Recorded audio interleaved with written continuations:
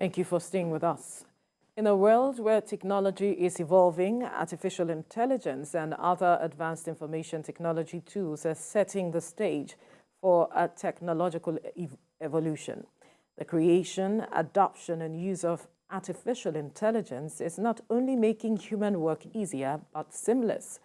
For the Minister of Communication, Innovation and Digital Economy, Bosun Tijani, the application of innovative technology in fields such as healthcare, education, agriculture, and finance is very crucial to improve security and surveillance, enhance healthcare, as well as drive economic growth. But unreliable and unaffordable internet access still remains a challenge. Joining us in the studio is the CEO, Soft City Group technology expert, Stephen Oniya. Good morning. Thank you for joining us. Good morning. Good to see you. Great. Now we have a minister designate for the Ministry of Communication, Innovation and Digital Economy in the person of Bosun Tijani. And I'm wondering what your impression was when you saw the list and his name was in that portfolio, that he was given that portfolio. What do you make of him heading that ministry? I think Bosun is overqualified for that ministry. He is a perfect fit for that ministry. Honorable Bosun, as we call him now. So the Honorable Minister Bosun Tijani is overqualified for this ministry. He's well qualified. He has more than what it takes.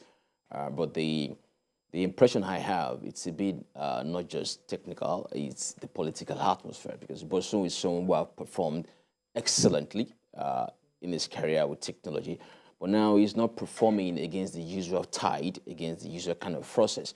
He's in a political atmosphere, and a ministerial position is a political position.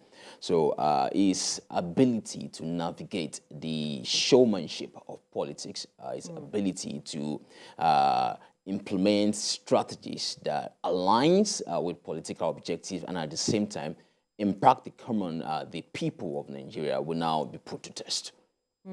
That's where you have concerns.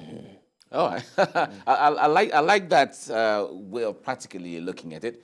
But however, a lot of people see him as a people's person. You know, if you see his activity, engagement with youth, and then trying to create opportunity for a lot of people who have benefited from his creativity, his involvement in this and that. But let's get into some of the practical aspect of the technology and as the way they affect or impact Nigerians as it is. Now, like she was saying in the introduction, the issue of AI is of global concern to the extent where it has come to stay. People are still trying to understand how AI impacts, say, media differently or medicine differently, science, technology differently, music, and all of those areas, because they're using it in that regard. But there is also the concern of the wrong use of AI. In fact, just a few days ago, Elon Musk was raising concern in those areas as to what government needs to do. Now, we have somebody like Bosun who is in the industry practically, and now he has come to the political platform you were talking about. So, apart from the concern you have, how do you think that there should be a connection between the issue of using AI the way it's supposed to be and regulating it in such a way that it doesn't go overboard or is not used wrongly? Okay. So I don't share the general bias with AI, but it's a realistic bias. Globally, it is not a Nigerian problem, and it's a function of capacity against policy.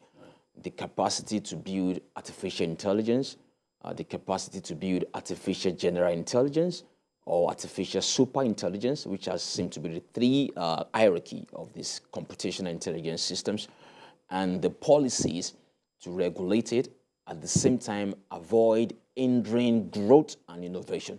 So that's the forces at play here. So I have no doubt, like you said, Honorable Bosun Tijani is a people person. He has a good track record in this industry, no doubt about his competence. Now, when we talk about AI is a tool, And the fear with AI needs to subside a bit, and it's going to subside over time. Experts across the world are seeing it as scaremongering because you should be scared of a man with a gun as much as you're scared of AI. But the reason why you're confident to walk beside the man with a gun, he's wearing the uniform, he's well trained, and he's disciplined, and he knows how to use that tool. The fear people have today is actually not the AI, it's the fact that the people creating these tools are not currently being regulated. They are not, that's the problem. And let me point you in a direction. According to a survey conducted by the Global Catastrophe Institute, it's an ongoing survey. As at the time the survey was released, there are over 30 AGI projects ongoing. And I need to separate AI from AGI from ASI. These are the levels. Now, most of the AIs we see today, they're just narrow AI. The AI that use specific tasks, they're narrow AI. But artificial general intelligence is the form where the system, wherever way you implement it, can live in the worlds of its own, can decide on its own. Please note, it is not sentient, meaning it does not have emotions. But nevertheless, it can reach decisions. If you look at the interview or the summon, if I can use it, of Sam Altman, the CEO of OpenAI at the US Senate, they were asked the question that can an AI control a drone which is designed or programmed to go blow up a particular? Can an AI reprogram it, redirect it? And it said, not in categorical terms, yes. So the fear of AI is becoming monumental because not really the narrow AI as we are currently experiencing, because artificial intelligence, or the broader term computational intelligence, is at its infancy now. But the fear is the rapidity at which it's going to grow from AI to AGI to ASI is what scares people. Now, I want to believe this that I've shared is already known by the likes of Honorable Bosun Tijani. It shouldn't be unaware. Now, the problem we those of us in practice of computing in the country have is the institutionalization of capacity. Capacity for us in this country. Because if we are to look at it from a general term, with Africa as a continent, we finally stand the chance to build, pursue the kind of innovation happening overseas if we build and institutionalize our capacity, which is the problem. Now, for any technology to be successful, we have to come from creation, adoption, and access. Creation is where the capacity comes in. I believe he said he's going to look into technology in education as part of, so that gives me hope, someone like myself, because we work with these young professionals across the country.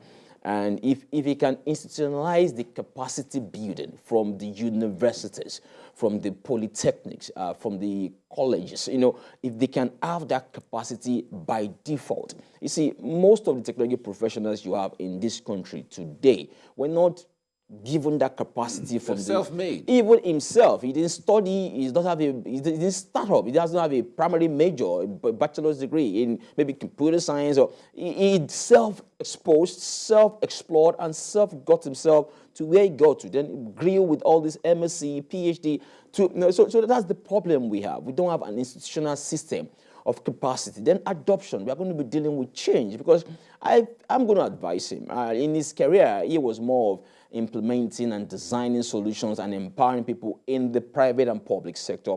Yes, but now it's more going to start with the government. Let that digital economy agenda start with them. Government, where they are still using paper mode of, they still have non-digitized infrastructure. It should start from within the government, and it needs to work with every ministry. It needs to see himself as the best friend of all ministers, meaning I need to start from your ministries and get everyone on board eventually. And it's going to deal with resistance to change. It cannot question that. It's going to deal with sentimental ignorance, how people will challenge his knowledge. And eventually, we're not going to talk about access. Access, these devices that we all use to access the technology are not cheap. So his job is more of a cross-ministerial or cross-ministry task, which is going to go beyond whether he knows it, whether he's capable or whether he understands the political showmanship. It's going to go beyond that. It's going to meet changes. It's going to meet resistance. It's going to meet a lot of things on his way. It's going to try to implement in governance, and some government officials will be looking at him like, how am I sure you'll be here in 9 years' time? Because that's probably the impossibility for him, you know. So they'll be looking. So he's going to meet a lot of changes. So I've seen people with capacity in government. I've seen people with knowledge in government. But do they get result? Where are we today since 1999, so-called? So the problem is there's no doubt about Honorable Bosun Tijani's capacity, but his ability to navigate and give maximum impact, which is what we need at this stage. We don't want technology medals. I'm the first that brought this. No, we don't want them. So how do you, or if you had to advise him right now, how would you want him to, you know, engage these people so he can get his desired result? Because what you have said is really what happens. You have good intentions, but because there are roadblocks, bottlenecks that you have to navigate, and if you don't know how to navigate them diplomatically, you would not achieve your result. So advising him now, how would you want him to address this matter such that he can deliver? Okay. Thank you very much. I'm going to put my response on a pedestal. So let me. You see, when they were screening Honorable Bosun Tijani, there's some things going through my mind. I'm like, okay, this guy, you had all this tweet out there, yeah, and they still nominated him. So you are still nominated, and you had all this tweet out there. And as a professional that I now think he chose not to delete or hide the tweets. He could have done that. He could have done that and take them out. It is personal data. He has the right to do that. But he chose to leave it out there. And he chose to face the consequences. So that tells me something about his master. That's Asiwaju Bola Ahmed Tinubu, that he is someone that really, regardless of his odds, wanted to work with him, trusted in his capacity. So first thing I think he should do, take mentorship. Talk to your master. Let him guide you. You know, and talk to other players. Don't function in silos. Be mentored. You need to be mentored, because these waters you want to sail into is not technical. You won't survive by knowing computing or technology or innovation. You won't. You need to be mentored. So that's the first advice I have for him.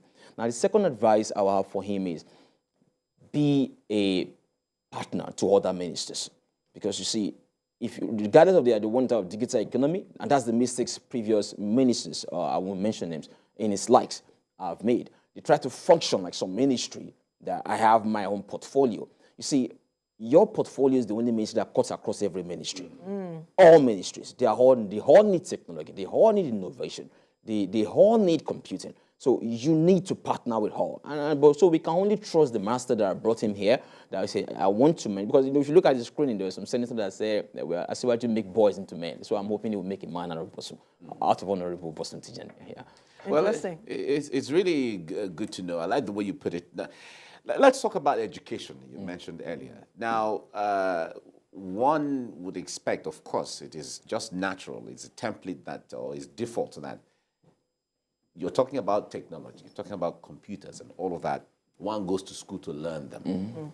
But there are instances where, if you go to Yaba, for instance, where some people see it as the Silicon Valley of Nigeria, there are some boys there who have never been to the four walls of the university or the formal education in that, but they're coming up, churning out a whole lot of mind-boggling technology in ways that even attracted the United States at the time. In fact, for Mark Zuckerberg to say, what's going on in Lagos, and had to come at a time, he sends a vibe as to something significant in Lagos, making Nigeria a hub.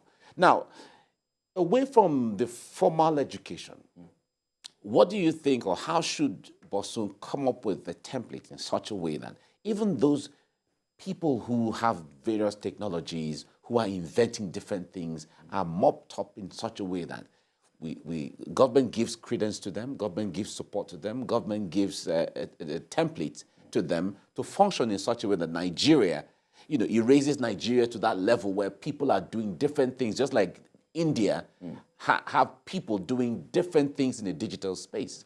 All right, thank you. So before I respond, I have a very deep history, or origin kind of deep history with Yaba. Okay. We did back 2017, 2018. I know Honorable Bosun started CC in Yaba in 2010 or so. I think I also started my journey from that axis. And you see, we need to separate something, and that is computing, technology, and innovation. Right. We need to separate it. Those of us in this practice of computing, we know there's a difference. Computing, technology, and innovation. Now, innovation is what you're referencing, where people are applying technology to build smart tools, to build smart solutions, to build fine apps. Now, those solutions are innovative solutions. That's not computing, that's not. Now, technology, the question I have now is, most of the technology being adopted, were they built in Nigeria? Ask these guys. 90% of technology we use or apply to build innovation in Nigeria are imported. They're not Nigerian products. We don't build technology in Nigeria. We don't. We don't build technology. The server systems, the database systems, the code infrastructures, everything we use to build all these innovative products called apps, called software systems, are technology we import by default. Now, computing, which is a bigger layer of technology, it's more research-oriented, and you know, the computing future of the world was not built from Nigeria. Everything we import. The history of computing dating back to the days of Turing test, dating back the history of computing, dating back to the date of ARPANET. They're not Nigerian products. You see, if Africa is going to survive in the long term, we need to build our own computing infrastructures, build our own technologies. Then our friends, our young Nigerians can continue to apply. So what we are talking about institutionalization, you see, I'm a member of the Computer Professionals Registration Council, and we go for conferences every year in Abuja or any part of the country. And I've heard senior colleagues talk on the stage, and these respected senior colleagues make it clear, computing, it's a versatile field of practice. You know, you are talking of radio frequency identification. We're talking of telematics systems. We're talking of things that are beyond building software, building mobile apps, or building web apps, which is innovation. You understand?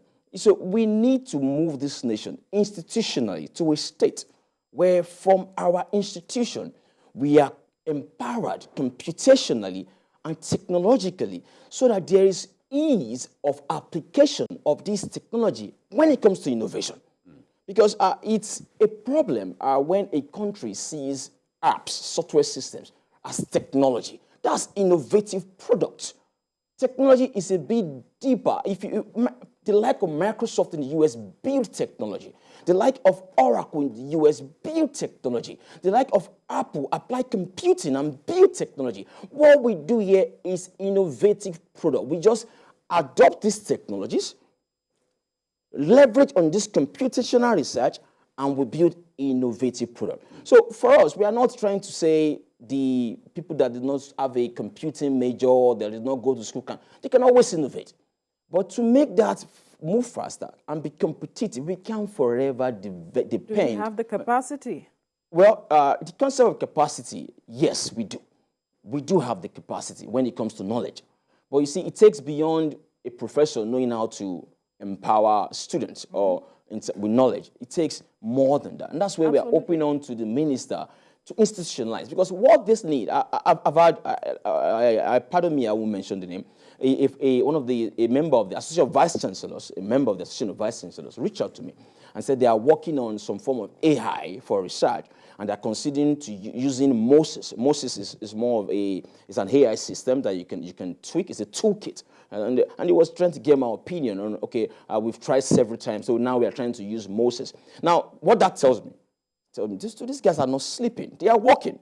These professors are trying to find a way to build technology and institutionalize it in our university systems. So if he is going to get results quicker, faster, and get results that will outlive him, because he has the choice. He can get results with innovation and build products, and he would expire in 8 years or 4 years, if God willing. it would expire, and his legacy will be dated 2023 to 2031 if God says that's how it's going to be. That's where his legacy will end, and they say he will move into history of time, historical part. Now, he has the choice to institutionalize it, computing and technology from the institutions, in which case it will outlive him. It will outlive Asiwaju Bola Ahmed Tinubu. It will outlive everybody. And it's not just only going to make innovation faster. It's not going to make it expansive. It's going to make it easier. If you can get computing and technology right from the institutional perspective, innovation becomes seamless. Wow. Now, you've talked about because what we have here and what we know here is more of innovation, like you were saying. I like the way you're putting it so that people begin to understand and know the difference. Yeah. Because it looks like the moment somebody is on the computer and you can do all of that on the keyboard, you are into technology, you are into computing, but that is just innovation because all of those things are made somewhere and brought in here. Now it is getting clearer. Now, let's go deeper into what you're saying. If you cast your mind back to the creation of Microsoft, for instance, some 2-3 decades ago, where out of nothing, this came out, in fact, almost 4 decades ago, where Microsoft has a template where every computer has to rely and depend on Microsoft, whether it's chip or standard or whatever the thing is, to function. I wonder how you talked about capacity when it comes to maybe knowledge and the passion, but how do we translate that to the reality of it? Talking from the perspective of funding, talking from the perspective of the will to support people like that who are going into things like that. Because the point there is it's going to take a lot of research and failure and research and failure and research and failure to get something that is different from Microsoft or Apple, as the case may be, to achieve that. Thank you. You've put it in the right context. And you've mentioned the will, the funding, the capacity, which we've settled, the knowledge. Now, Honorable Bosun Tijani is actually very good at bridging the gap between funding and projects. That's technically the career he's built for himself. That's the field he has tread in innovation.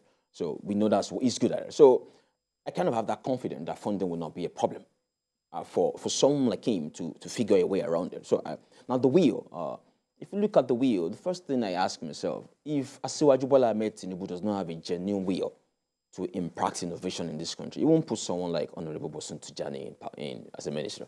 So, and with all these tweets, and he won't. But he knows, to me, what that signals is genuineness. The will to at least impact. So I know the will is there.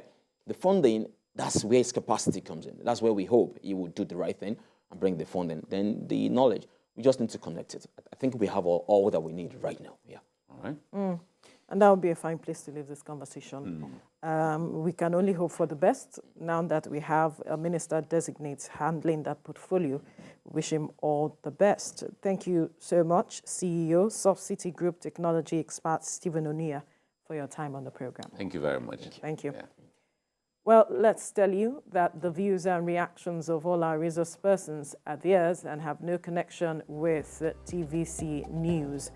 Up next is Your View with Mariah and the ladies, and afterwards is This Morning with Yori Folarin. Do stay safe. Bye.